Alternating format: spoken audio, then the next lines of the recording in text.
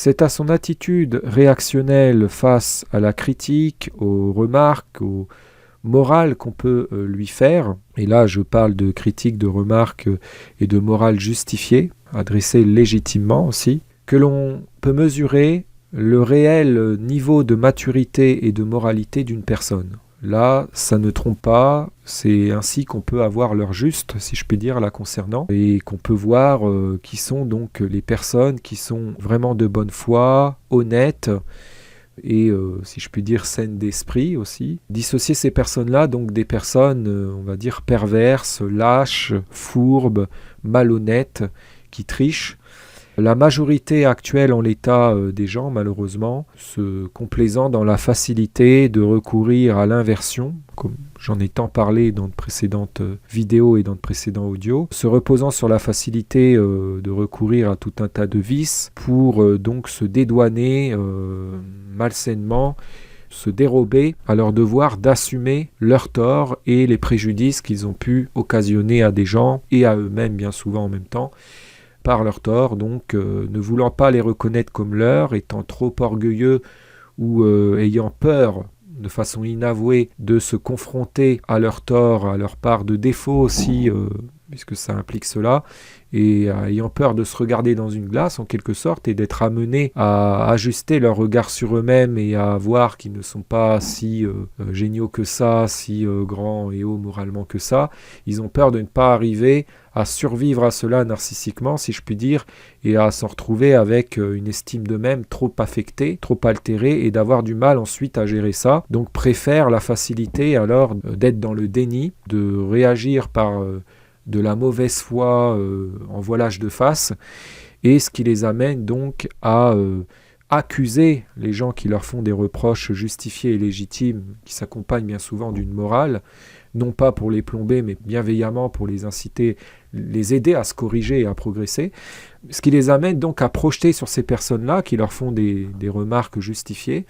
leur tort, et à avoir tendance à faire passer donc toute personne qui ne les gratifie pas inconditionnellement, qui ne les applaudit pas inconditionnellement quoi qu'ils fassent, pour ce qu'ils sont eux. Voilà, donc en projetant sur ces personnes ou sur des boucs émissaires faciles, donc des gens qu'il est facile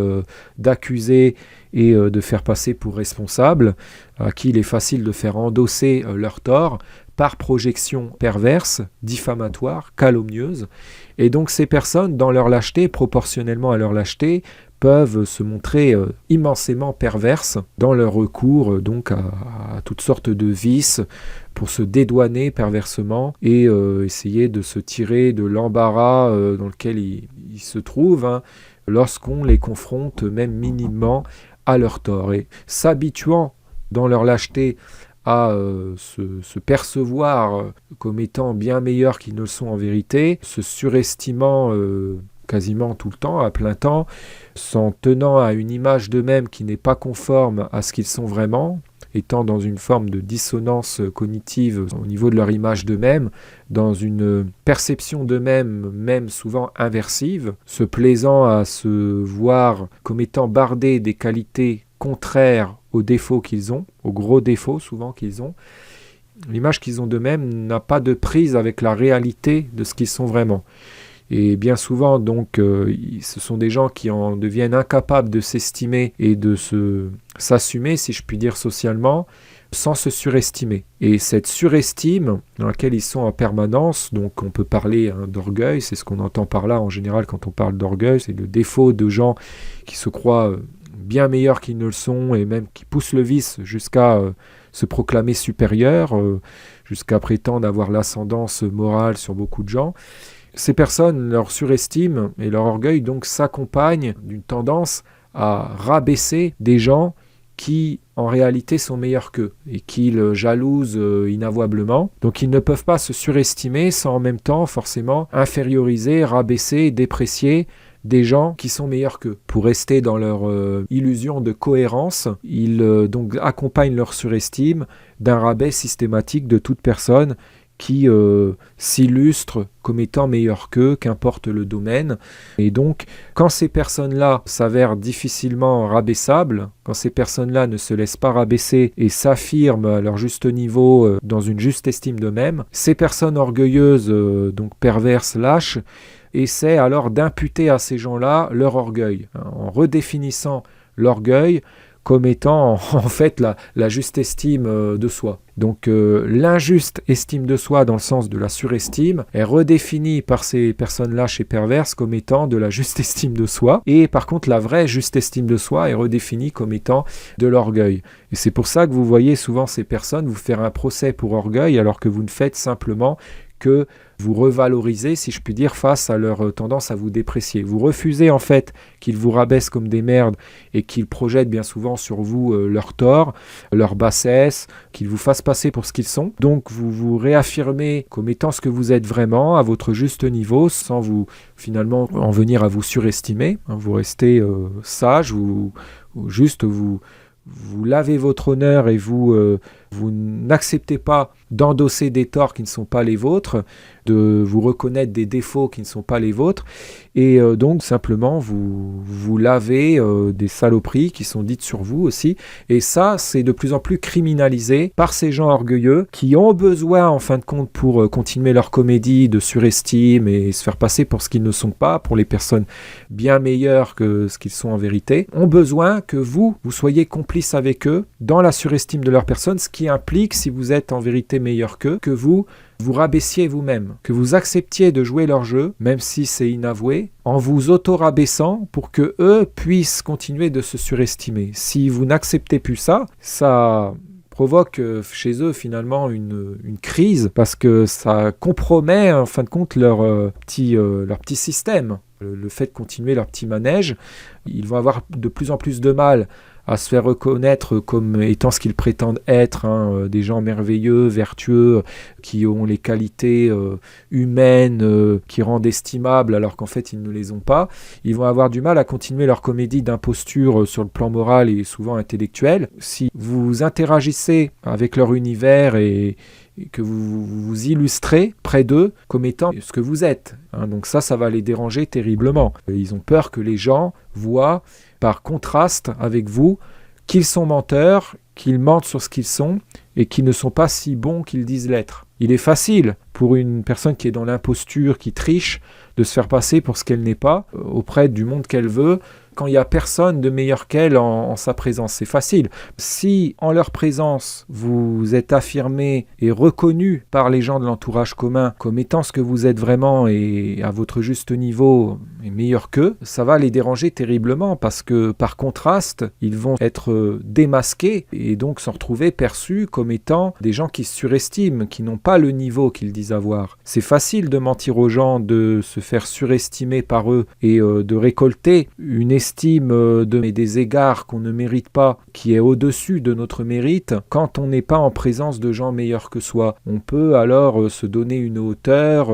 s'inventer bien meilleur qu'on ne l'est, jouer des comédies, etc. Ça, c'est à la portée de n'importe quel mythomane, de n'importe quelle personne qui a un peu de tchatch, qui sait sur quelle corde jouer pour manipuler son monde et puis arriver à tromper les gens avec l'image. Mais en présence de gens qui ont vraiment des belles valeurs, qui ont vraiment un certain niveau, qui ont un sens de la responsabilité, de l'intégrité morale, qui ont des talents, des compétences, qui sont vraiment des gens bien bons et estimables d'un certain niveau, ça c'est compromis, ça devient très très dur. Donc les personnes fausses qui sont dans la duplicité, qui paraissent être d'un haut niveau mais qui ne le sont pas et qui trichent avec les gens, détestent être en coprésence de personnes honnêtes, qui sont authentiques et qui ont un certain niveau. Et donc non seulement jalousent ces personnes-là pour leur authenticité, leur capacité aussi à s'assumer telles qu'elles sont auprès des autres sans tricher, sans avoir besoin de recourir à tout un tas de vices, etc. Non seulement les jalousent inavouablement, leur jalousie étant bien évidemment jamais revendiquée comme c'est un vilain défaut, elle est toujours camouflée et elle sévit toujours sous masque, si je puis dire, et très perversement. Non seulement donc ils jalousent ces personnes, mais en plus donc vont chercher donc à conditionner l'entourage commun, à déprécier ces personnes et à les percevoir comme ayant les défauts qu'ils ont eux. Ils vont faire tout un travail subtilement de calomnie de ces personnes pour s'assurer que l'entourage commun ne les reconnaisse pas à leur juste valeur, à leur juste niveau. D'où tout cet automatisme, en fin de compte, de chercher, cette volonté plutôt, de chercher à conditionner le jugement d'autrui et l'image que les gens vont avoir de ces personnes. Et lorsqu'une personne qui a un certain niveau, qui est assez sage, qui a de belles valeurs, qui a une certaine luminosité, peut-on dire aussi, qui a de belles vertus et qui sait se revendiquer comme telle, légitimement, et qui ne se laisse pas rabaisser, arrive à se faire reconnaître à son juste niveau, à sa juste valeur, et s'avère être difficilement salissable, rabaissable et calomniable, on assiste donc à des crises de la part de ces gens orgueilleux qui vont essayer de décupler alors de perversité pour donc essayer d'attenter à l'honneur de ces bonnes personnes jalousées inavouablement et donc sont prêts à aller très très loin dans la mesquinerie, à des coups très très mesquins en recours. Et donc il faut bien comprendre ça, que toute personne qui se surestime va forcément rabaisser les gens qui sont à l'image de ce qu'elle dit être. Une personne qui se surestime pour cacher ses défauts aux gens va s'assurer que les gens l'identifie à une image de personne bardée des qualités contraires à ses défauts. Donc un personnage aussi qu'elle va jouer, donc toute une comédie pour finalement paraître être quelqu'un de brillant, bardé de plein de qualités, une fausse personnalité de personne très estimable, géniale, qui aurait le cœur sur la main, une image de belle âme, etc.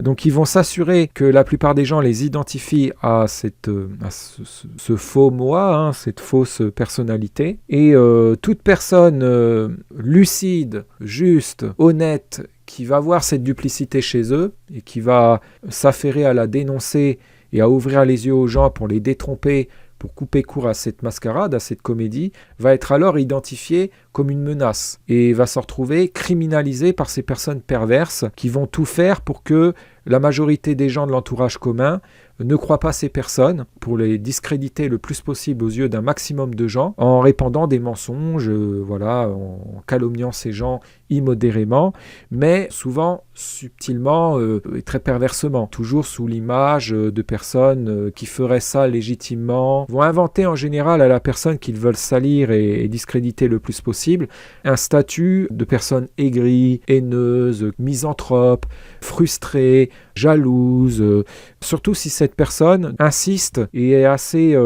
constante et dynamique dans leur démasquage. Les personnes fourbes, malhonnêtes, de duplicité, qui ont des choses à cacher, qui ne sont pas transparentes avec les gens, qui ont en fin de compte leur eux occulte, si je peux dire, secret, et leur eux public, une fausse personnalité publique qui n'a rien à voir avec ce qu'ils sont vraiment, donc qui sont double face. Ces gens-là sont en permanence, il faut le savoir, bien que ces gens le cachent, développer une habileté à le dissimuler, sont dans la crainte permanente de se retrouver démasqués. Bon, beaucoup ont une certaine assurance parce qu'ils sont tellement imbus de leur capacité à faire mal voir quiconque essaierait de les démasquer qu'ils sont confiants. Et cette confiance finalement masque du coup leur crainte. Mais lorsqu'ils savent qu'ils risquent de croiser par exemple une personne qui a une belle lucidité, qui a une certaine capacité à bien cerner les gens et qui a le courage de dénoncer les gens qui sont faux et qui sont immoraux sous cape, qui jouent des rôles et qui manipulent leur monde, quand ils savent qu'ils ont des gens comme ça dans leur entourage et qu'ils sont amenés à les croiser,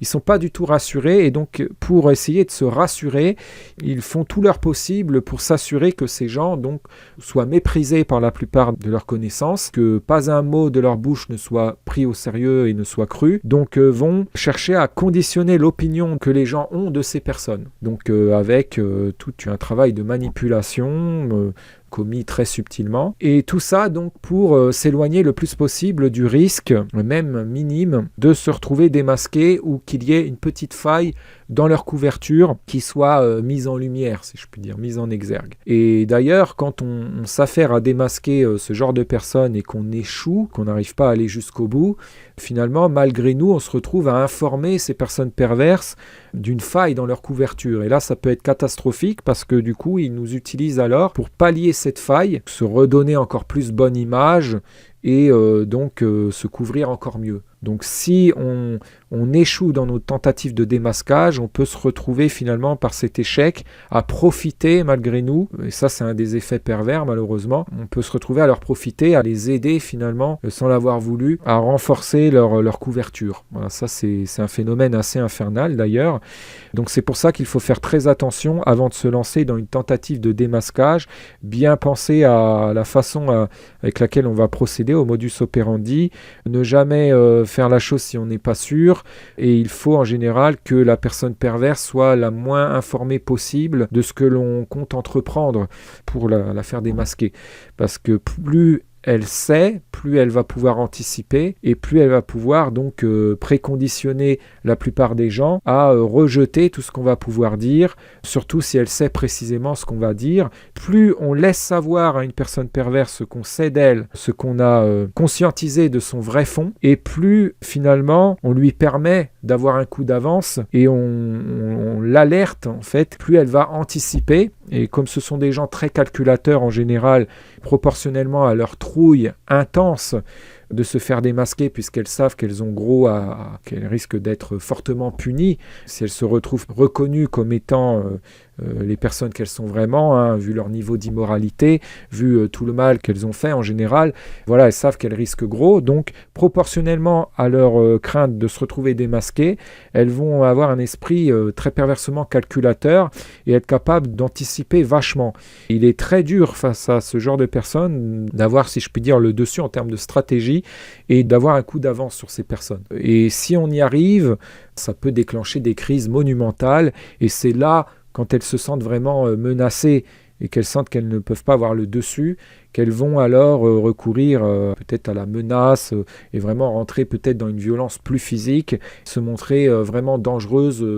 physiquement. Voilà, en recours, n'arrivant pas à avoir le dessus autrement par leur vice habituel. Il faut faire très attention avec les personnes d'intense duplicité, ne pas finalement se révéler immédiatement comme étant une personne lucide qui les a cernés, parce que ça peut s'avérer être très dangereux, et je sais de quoi je parle parce que je me suis souvent exposé comme ça, comme moraliste, ayant démasqué des gens, en voulant tout de suite les dénoncer, comme je faisais notamment en faisant des vidéos pour tout de suite donc montrer avec un factualisme rigoureux leurs torts, voilà, donc notamment sur Internet avec des captures, puisque Internet permet une certaine traçabilité. Mais le problème, c'est que si ça ne se suit pas, si c'est une tentative de démasquage qui échoue, mais qui ne va pas jusqu'au bout, ces personnes s'en retrouvent du coup informées de ce qui peut être reconnu comme leur étant reprochable, et vont donc bien nous écouter, et sans l'avouer vont en fin de compte tirer en quelque sorte leçon de ce qu'on a dit, non pas pour vraiment se moraliser, s'assagir, s'abonir et se dépervertir, si je puis dire, et se raisonner,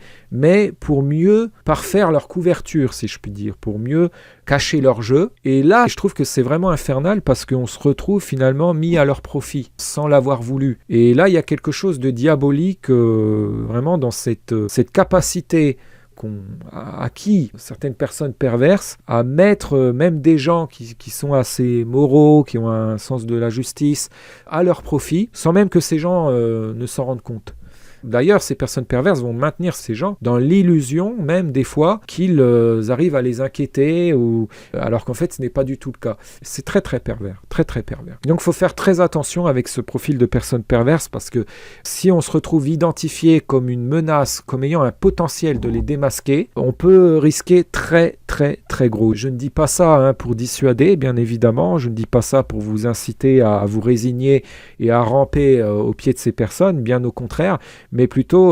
pour vous inciter à être précautionneux et à faire très très attention. Et je parle par expérience, parce que j'ai très souvent été trop frontal, pas assez stratégique si je puis dire, et ça m'a valu vraiment de morfler à cause de ça dans ma vie, parce que quand on se retrouve sous la férule, quand on se heurte à la méchanceté méchanceté tyrannique de ce genre de personnes qui sont capables d'aller jusqu'au bout pour essayer de nous détruire, notre vie peut devenir vraiment un enfer. Ces gens ne nous laissent aucun répit et sont capables d'un acharnement qui dépasse l'entendement. Moi, j'ai encore des gens très très pervers dont j'ai froissé l'ego il y a 10 ans, qui sont encore là en train de m'épier sur mes chaînes. Là récemment, j'ai reçu d'ailleurs une lettre à mon domicile d'insultes de ma personne et de ma famille, violentes sur le plan psychologique, vraiment qui va très très loin, de pure haine, de méchanceté, mais à vomir, suite à de récents posts de vidéos sur mes chaînes. Donc une personne qui ne supporte pas que je continue, qui ne supporte pas de m'entendre et que j'émette les idées que j'émets, qui ne supporte pas de sentir que je retrouve peut-être aussi une certaine estime de moi-même et que je commence à me réaffirmer comme ce que je suis vraiment, que les calomnies n'ont pas raison de ma moralité, et qui donc essaie de me recasser, et donc qui a écrit des saloperies, des horreurs, et m'a envoyé ça anonymement, bien évidemment, sans assumer, écrit à l'ordinateur, bien évidemment, pour ne laisser aucune trace. Alors bien évidemment, j'ai déposé une plainte, c'est au laboratoire pour analyser les empreintes, etc. Mais bon, malheureusement, il y a peu de chances que ça aboutisse. Mais on va tout faire pour remonter à la personne quand même. Mais voilà, donc pour vous dire, moi, ça c'est un exemple concret de ce que je peux endurer par rapport là juste à Internet. Après, en dehors, n'en parlons même pas. En fin de compte, ces gens, pour beaucoup, ont tellement une assurance de pouvoir la faire à l'envers à n'importe qui et se dupent eux-mêmes en se persuadant que personne ne pourra leur reprocher leur tort parce qu'ils seraient trop intimidants. Ils sont tellement imbus de leur capacité à se couvrir, à se masquer, à se cacher derrière une fausse image, que lorsque quelqu'un a le courage de voir ce qu'il y a derrière et de dénoncer leur vrai fond, et le fait, ça leur fait tout drôle. Ils vivent ça de façon, je pense, presque traumatique. Beaucoup vont vivre ça même comme une agression, une violence, alors qu'en fait, ce sont eux qui se sont rendus douillets à la critique, qui se sont rendus hyper susceptibles, à force de se raconter des histoires sur eux-mêmes, de se mentir, de mentir aux autres, de se reposer sur cette facilité d'être dans la duplicité, d'inverser, de se sont habitués à vivre en mythomane et à être double face. Donc quand on s'habitue à tricher comme ça, quand on a des gens qui nous mettent devant le miroir et qui nous renvoient notre vraie image, qui nous ramènent à ce que l'on est vraiment, forcément, ça peut faire un choc. Donc, ces personnes perverses de duplicité ne supportent pas qu'on les décrive comme elles sont vraiment et qu'on ne soit pas complice avec elles dans l'usurpation de la personne pour laquelle ils veulent passer. Ils peuvent nous en vouloir terriblement, même pour le fait de mettre le doigt sur le moindre de leurs petits torts ou de faire entrevoir aux gens le moindre de leurs petits défauts. Ils peuvent nous tenir grief de ça, nous reprocher ça comme étant le pire des crimes pour les personnes les plus folles. Et ça peut aller très loin. Donc après, ces gens vont se dire, en raison et en légitimité de se venger, alors que c'est une vengeance illégitime, se disant alors oppressés,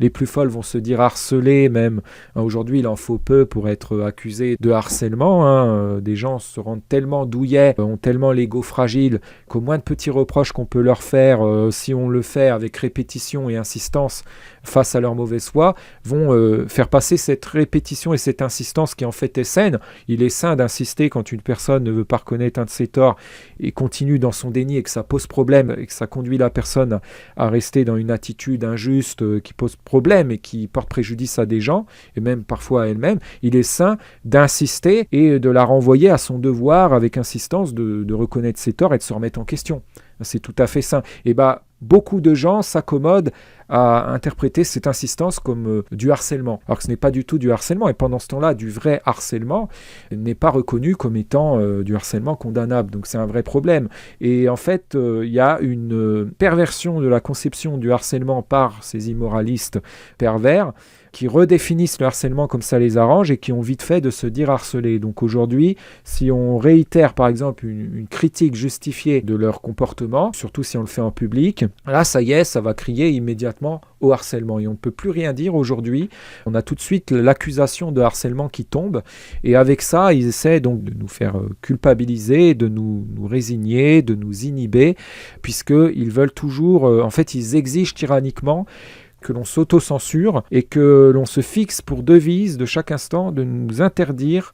de parler de leurs méfaits, de constater leurs torts, de de leur reprocher leurs défauts, et ils nous somment de jouer la comédie avec eux, en complicité avec eux, d'inversion, et de faire comme s'ils étaient géniaux, irréprochables dans leur reprochabilité, dans leur immoralité augmentée. Voilà, donc nous sommes de jouer la comédie de l'inversion et d'être des hypocrites. Voilà, et dès qu'on ne veut pas participer à ce consensus d'hypocrites et être complice dans l'inversion, ils nous criminalisent, ils nous font un procès pour délit. Alors c'est toujours les mêmes étiquettes qui nous collent, hein. Ils nous accusent d'être jaloux, d'être des gens aigris, des frustrés, des haters, des moyenâgistes aussi si on fait trop la morale, hein. Ils vont nous dire qu'on n'est pas en phase avec notre époque. Ils ont tout un tas de... toujours les mêmes réponses et les mêmes speeches, hein, toujours les mêmes propos. C'est vraiment ridicule. Ils nous donnent pour mot d'ordre, en fin de compte, d'être complices avec eux dans leur surestime,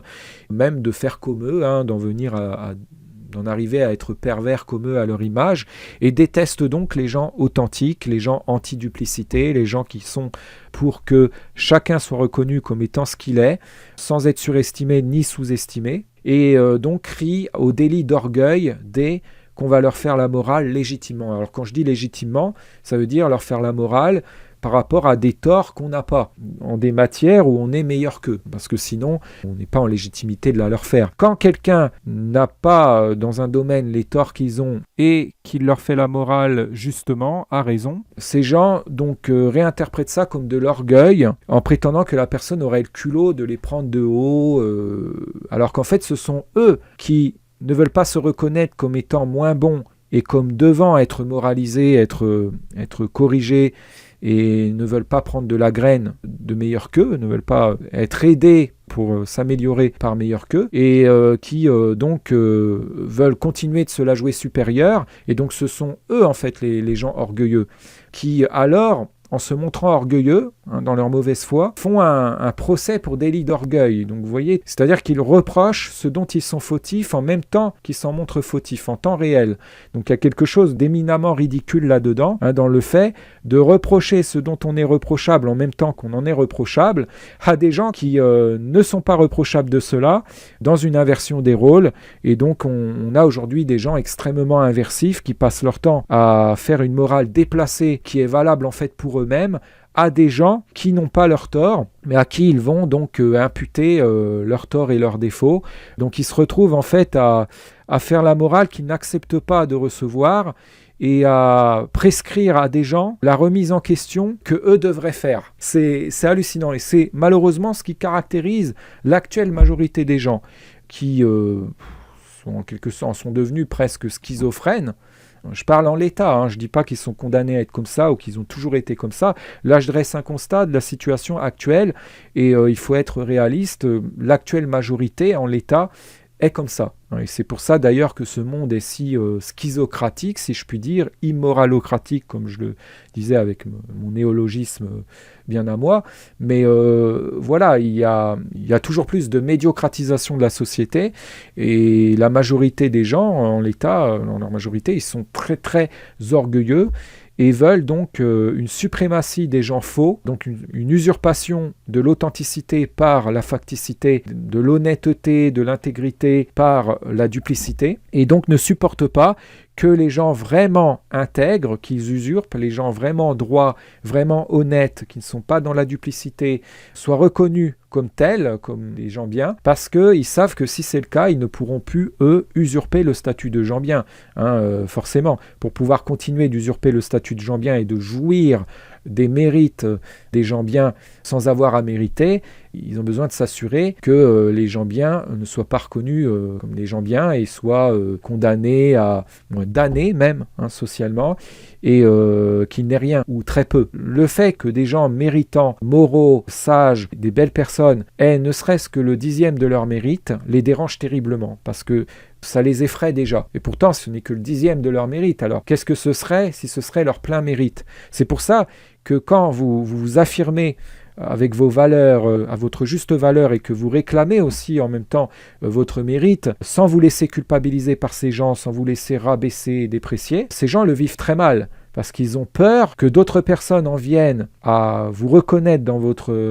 comme étant les gens bien que vous êtes, et à vous adresser l'estime que vous méritez, et que ça compromette leur système donc de vol de mérite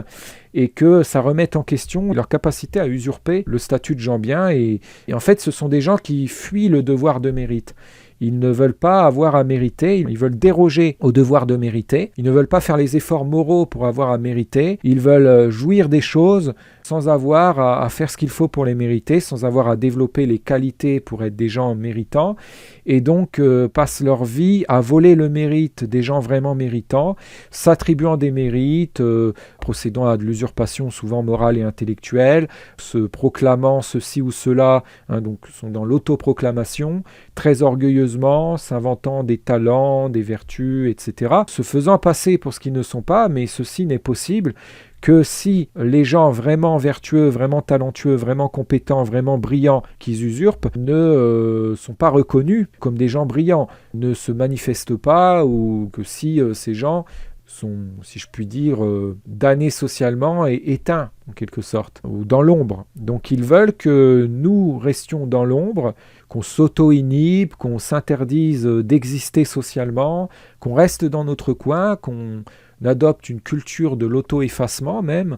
qu'on adopte même l'auto-effacement et l'interdiction de nous affirmer socialement, ou en tout cas de nous affirmer socialement avec nos valeurs. Ils veulent qu'on adopte ça comme devise de chaque instant, et qu'on leur soit soumis en quelque sorte, parce que adopter cette devise, c'est ramper à leurs pieds, c'est leur obéir. Et donc ce qu'ils nous disent, en gros, sans le verbaliser explicitement, c'est fermez-la, effacez-vous, restez dans votre coin, soyez tout penaud et tout timide, interdisez-vous votre mérite en gros et laissez-nous en jouir. Voilà, en gros c'est ça, pour pouvoir se goinfrer et pour pouvoir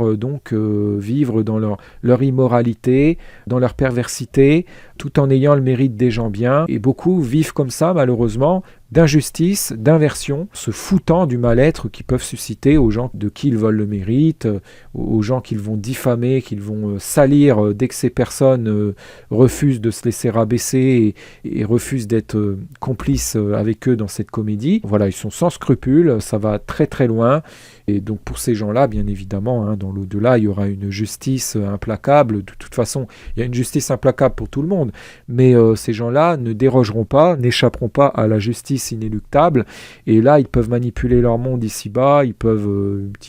profiter donc du libre arbitre et de la possibilité de mentir, de jouer des comédies, de tricher, pour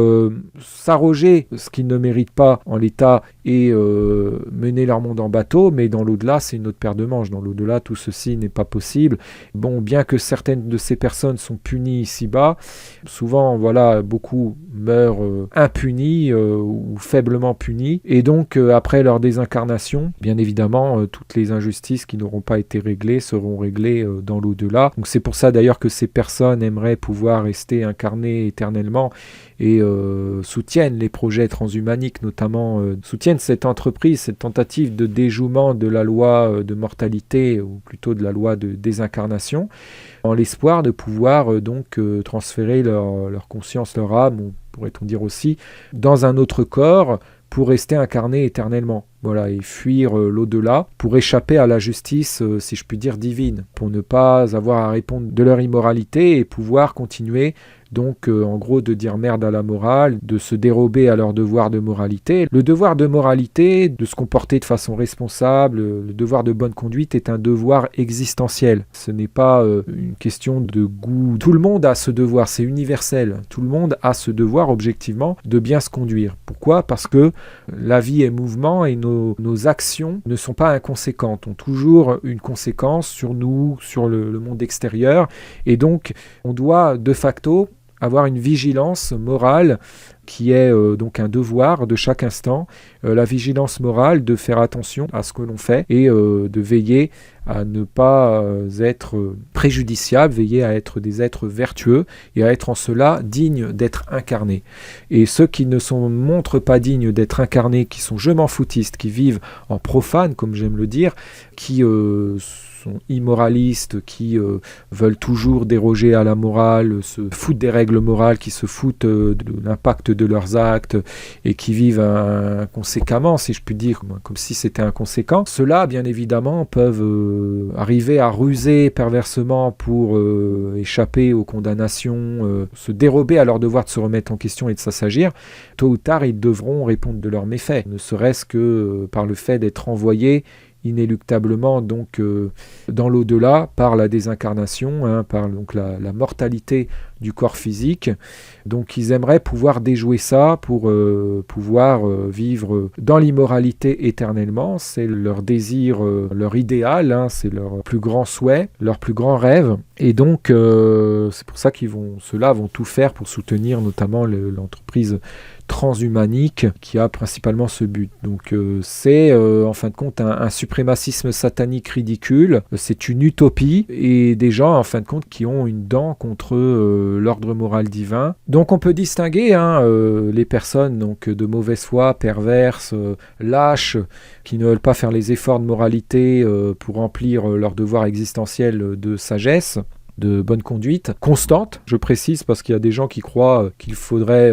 simplement se comporter bien un petit moment dans la semaine ou un petit moment dans une journée et ensuite pouvoir faire tout ce qu'ils veulent, alors qu'en fait, si on pèse sur la balance, c'est plus l'immoralité qui domine chez eux. Donc beaucoup d'ailleurs vont faire, si je puis dire, comme c'est dit communément, leur BA, leur bonne action dans la journée, pour ensuite se voiler la face et se donner le droit derrière de faire tout un tas de saloperies, prétextant qu'ils ont bien fait avant, et donc maintenant ils peuvent se permettre ça, etc. Mais non, il faut une moralité constante. Voilà, il ne s'agit pas de se comporter bien qu'un seul petit instant, et ensuite de faire tout un tas de conneries sous prétexte de décompresser ou je ne sais quoi, et de se raconter des histoires pour se donner raison d'être immoral ou plutôt immoraliste. Voilà, il faut une bonne conduite constante avec de la rigueur, du rigorisme moral, et pour cela il faut de la vigilance morale constante, ce qui demande des efforts donc d'attention, faire attention à ce qu'on fait, ce qui demande une certaine gymnastique aussi d'esprit, ce qui demande une humilité et un esprit critique, un regard critique sur soi, être capable de se remettre en question, de faire des examens de conscience, de revenir sur ce qu'on a fait,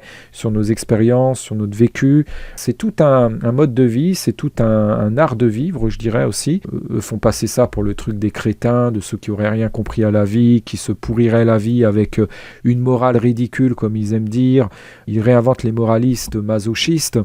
et en prétendant qu'ils n'auraient aucun savoir-vivre, qu'ils n'auraient pas le savoir bien vivre, et qui s'empoisonneraient l'existence et empoisonneraient l'existence des autres en même temps. Voilà donc leur regard sur les gens sages, et ils font passer donc les immoralistes pervers qui sont parés pour toutes les perversions, les saloperies, les déviances aussi, pour les gens qui auraient tout compris à la vie. Voilà, alors qu'on voit au monde qu'ils incarnent,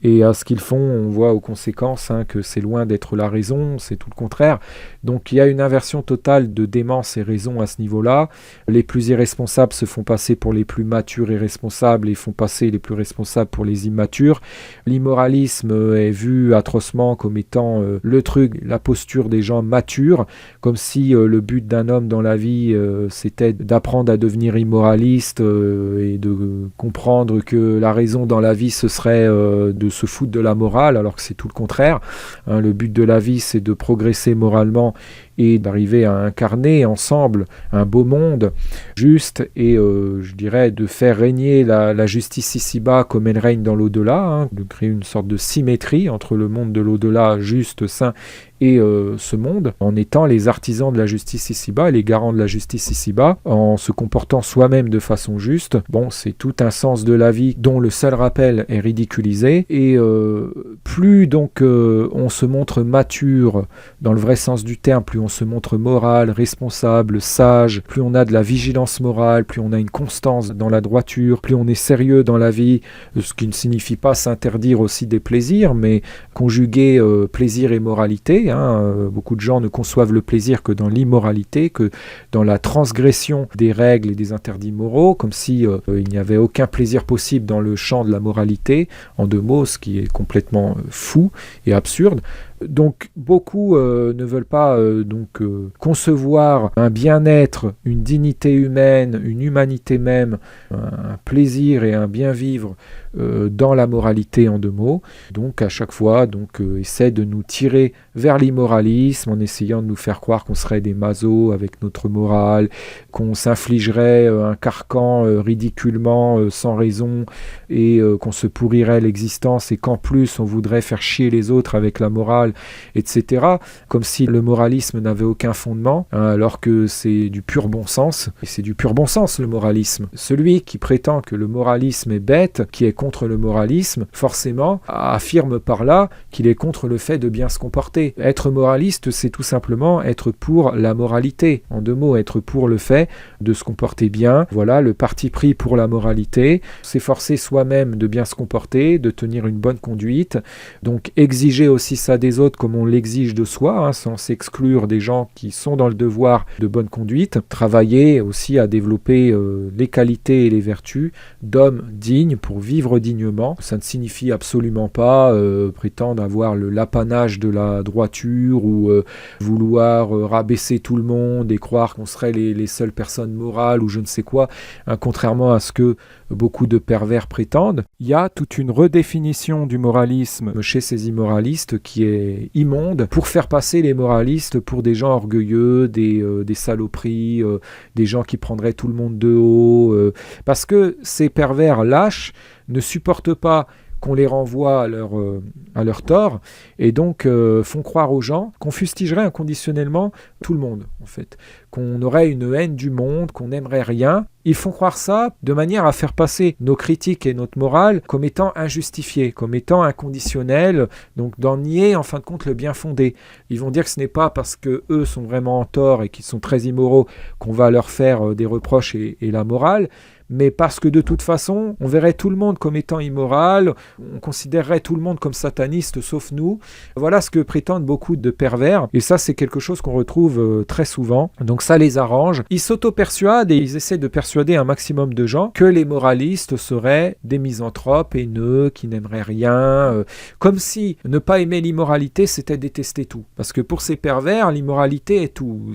Ils ne conçoivent rien, ils ne conçoivent pas le monde, ils ne conçoivent pas le plaisir, ils ne conçoivent pas l'humanité même sans immoralité. Donc si on est contre l'immoralité, pour eux c'est qu'on n'aime forcément rien, qu'on serait pour le néant, qu'on serait pour la destruction de tout, parce que ces gens-là en fin de compte sont, je le disais, immoralocentriques. Alors ils se la jouent genre des encarcanés, ils prétendent qu'ils sont libérés, ils nous accusent nous d'être encarcanés, c'est le comble parce qu'en vérité ce sont eux qui sont sous leur dôme et dans leur bulle, dans leur carcan d'immoralité, en fait, qui ne veulent pas sortir de leur cocon d'immoralité et qui ont peur du monde moral, qui ont peur de rentrer dans le champ de la moralité, en 2 mots, et qui ne veulent pas s'ouvrir, qui sont extrêmement intolérants, qui en sont très fascistes, et dès qu'on les invite, ne serait-ce qu'à être un petit peu moraux, qu'à se moraliser un petit peu, et à s'élever donc un petit peu moralement,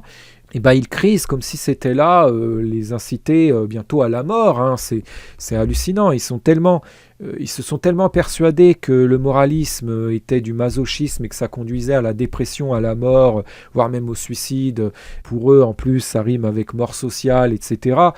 Puisque beaucoup étant aussi des moutons, ils ont été bien conditionnés à croire que ne pas suivre le troupeau et ne pas suivre les tendances immorales, c'était risquer la damnation sociale fatale et qu'il n'y avait aucun bien-être possible, aucune dignité possible hors du normativisme immoral, que dès qu'on les invite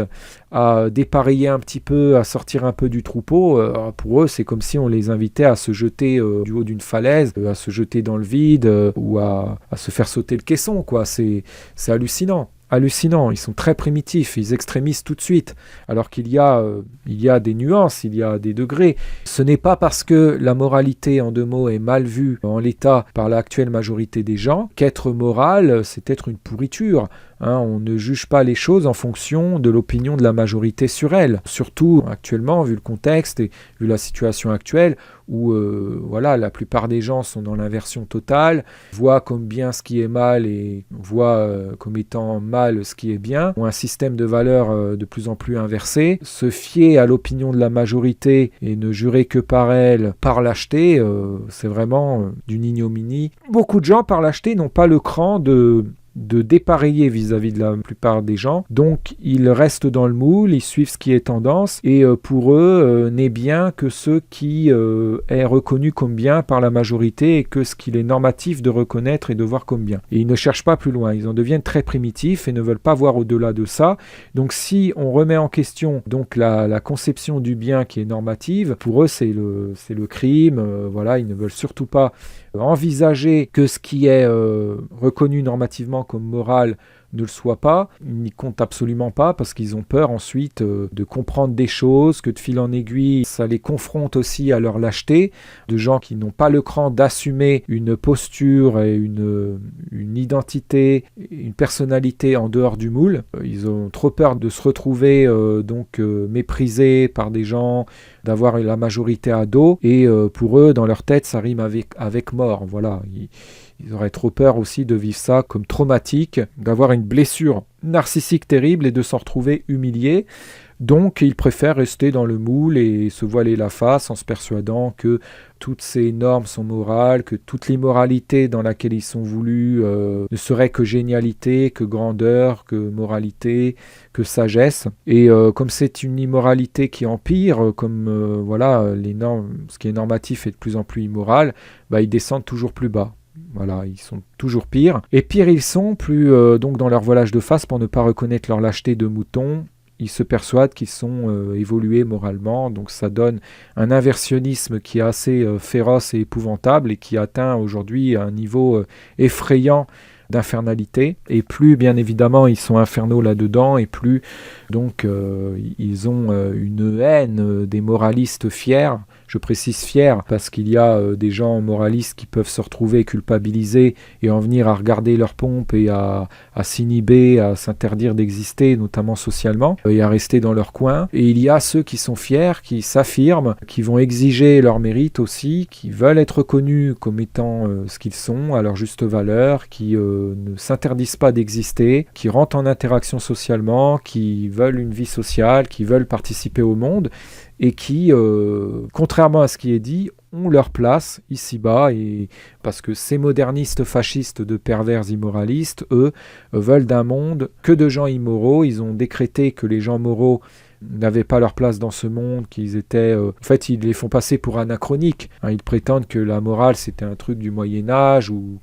des temps très anciens, que ce serait révolu et que maintenant, ne devrait subsister que des gens immoraux, d'un certain degré même d'immoralité, parce que même des gens immoraux, mais pas assez à leur goût, sont pour eux à la ramasse, trop en retard, ils vont les mépriser. Eux aussi. Pour eux, les gens qui ont encore des principes moraux, des valeurs morales, une intégrité morale, du bon sens, une vraie dignité, qui s'estiment à juste titre là-dedans, qui ne jouent pas leur jeu et qui ne participent pas au consensus d'inversion antichristique, je dirais, satanique, n'auraient même pas le droit de vivre pour eux. Si demain ils auraient le droit de les tuer, sur le champ, ils ne s'en priveraient pas. Ça, c'est clair et net. D'ailleurs, ils idéalisent un génocide des moralistes qui sont conditionnés à voir, et ils se voilent la face aussi, ils se conditionnent eux-mêmes à les voir comme tels, à les voir comme des pourrisseurs de vie, des harceleurs, des parasites, des fléaux qui feraient chier avec leur morale, qui seraient des vieux réacs, qui seraient des gens fatigants, ennuyeux à mourir, des plaies pour le monde, etc. Et donc, à ce titre, exige, à défaut de ne pouvoir les tuer en l'état, soit que ces personnes sombrent dans la dépression et se suicident, donc se désincarnent elles-mêmes, ou soit qu'elles se retrouvent damnées socialement, isolées, esselées, mises en quarantaine, et pour être assurées que ces gens moralistes ne viennent pas en interaction avec leur petit monde et ne viennent pas les emmerder, comme ils aiment dire, avec la morale. Alors eux vont dire leur morale puisqu'ils subjectivisent toujours la morale en niant l'existence de la morale objective. Il y a la morale objective qui est la même pour tous, qui ne change pas, qui est immuable, qui ne change pas en fonction des époques, qui ne change pas en fonction du lieu où on se trouve ou de la culture. Et il y a les morales subjectives qui peuvent être collectives aussi, donc qui sont plus ou moins justes, différentes éthiques, qui sont plus ou moins conformes à la morale objective. Donc j'avais insisté sur l'importance cruciale de distinguer morale objective et morale subjective. Et morale aussi normative, parce que voilà, ceux qui veulent soumettre les gens à leurs lois, à leurs règles et imposer au monde leur morale, on fait un travail pour normativiser leur morale, les règles et les tendances comportementales qu'ils veulent voir chez les gens. Donc il faut distinguer la morale normative aussi de la morale objective. Donc il faut revenir à l'objectivisme moral qui étant ridiculisé calomnieusement et criminalisé, et s'intéresser à la méta-éthique. Donc je finirai sur ces mots. Désolé peut-être si j'ai manqué un peu de clarté, moi j'enregistre ces audios en totale improvisation. Je pars d'une petite idée, et je ne sais même pas, à vrai dire, de quoi je vais parler dans l'audio ensuite. Et des fois, ça me permet d'accoucher d'idées aussi en live, et même de conscientiser des choses pendant que je discours. Et je trouve que c'est bien, c'est plus spontané. Et ça peut être très intéressant aussi. C'est aussi un exercice en même temps. Donc ça me semblait être plus intéressant que de faire un exposé de façon peut-être très scolaire, comme un élève devant la classe. Bon, après, l'inconvénient, c'est que voilà, on n'est pas toujours en forme tous les jours. Donc quand on se lance en impro, on n'a pas toujours la même capacité à bien verbaliser et puis à dire les choses clairement.